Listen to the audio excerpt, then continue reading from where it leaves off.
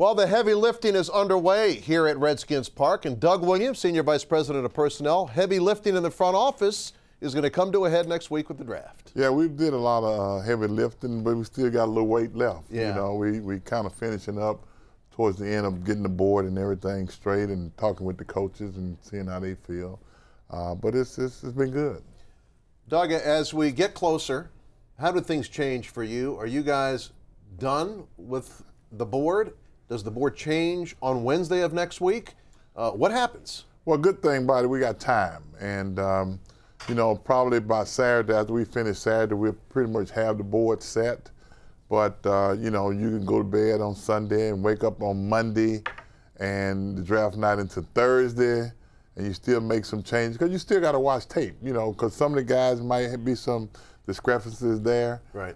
You say, hey, let's watch the tape and kind of feel, and you might flip-flop a guy as far as where you want him at the bottom of this round, the top of that round, or what have you. It's little things, but you just try to be sure, and nobody is really sure per se, but you got to feel, and if everybody's on the same page, you kind of put the guy where you think he belongs. So how, if you're on the clock with 13, or maybe as the draft unfolds, and everybody speculates there could be a trade depending on what happens, is it you calling somebody or somebody calling you? Usually if it's your time coming up, if there's going to be a trade, 9 out of 10, somebody's going to call you. Okay. Because there might be a player there that they like that might not be there when their time comes. Right. So they'll call and fill you out. Just about any time you're on the clock, you're going to get some calls.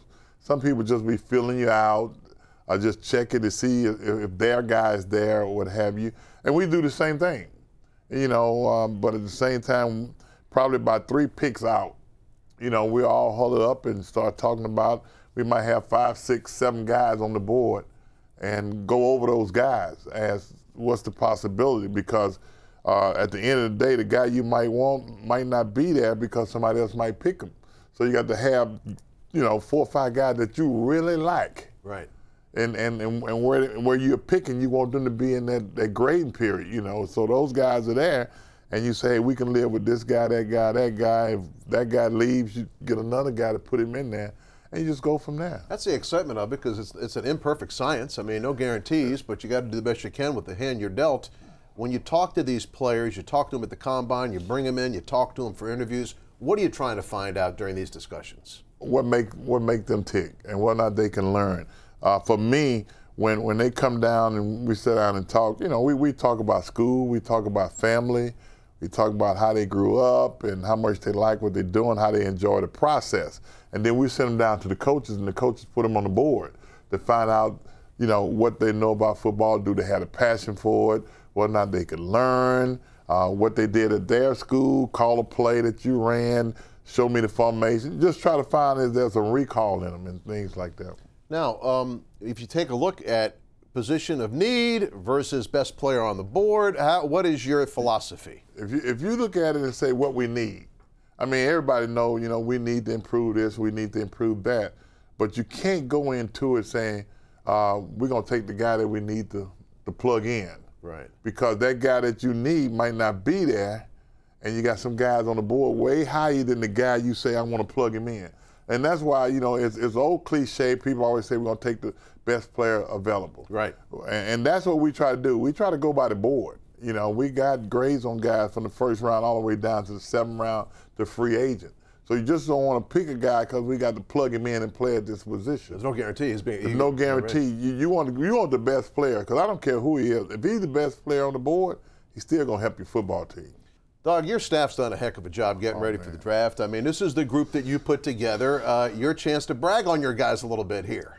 Well, you know what? When I was given the opportunity to be the senior vice president of personnel and having sat in that room for three years and watching the guys operate, the guys that are on the road. You know, I'm an old cliche man like Coach Robinson used to always tell us, the credit goes to the man in the arena.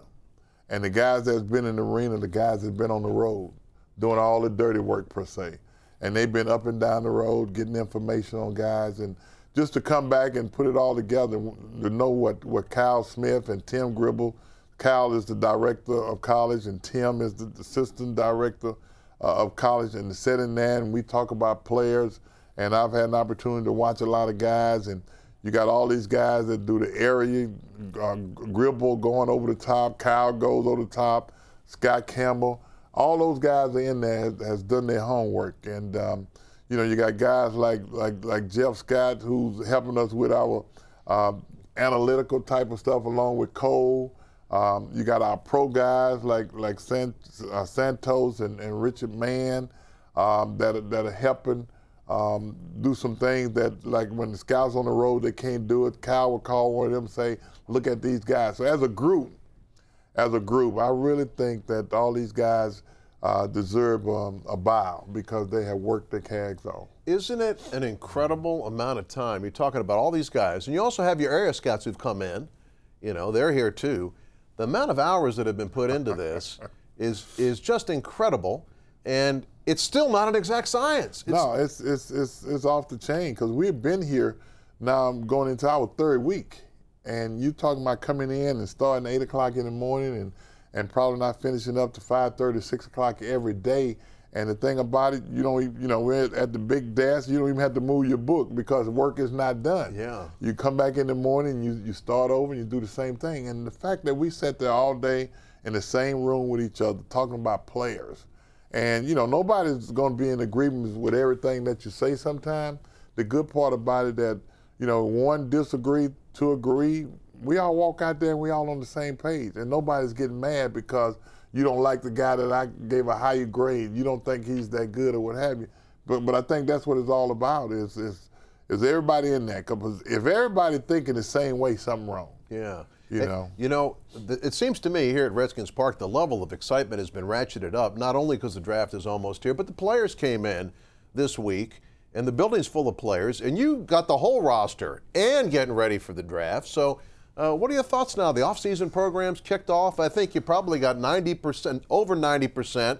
Got a couple guys who might not be here, but we know about them. Right. So, what do you think about the excitement level here? Well, it's a great feeling. Number one, it's like a sense of urgency.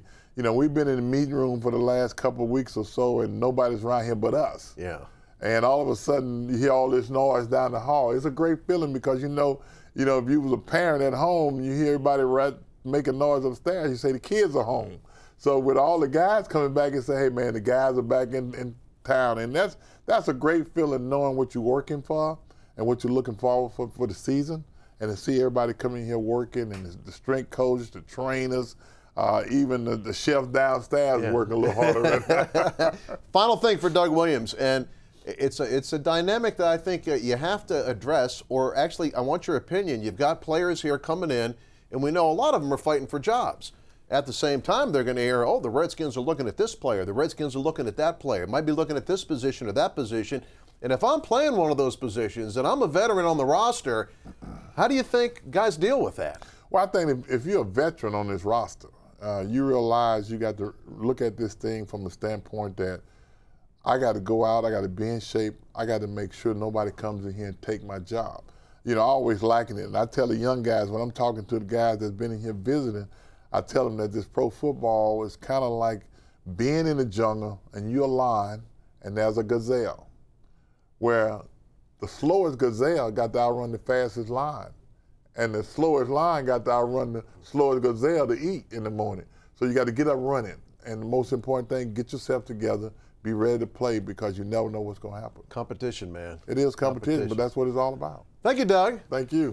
Great job, man. We'll see. I mean, hey, it's time. Anticipation is building. It is. It really is.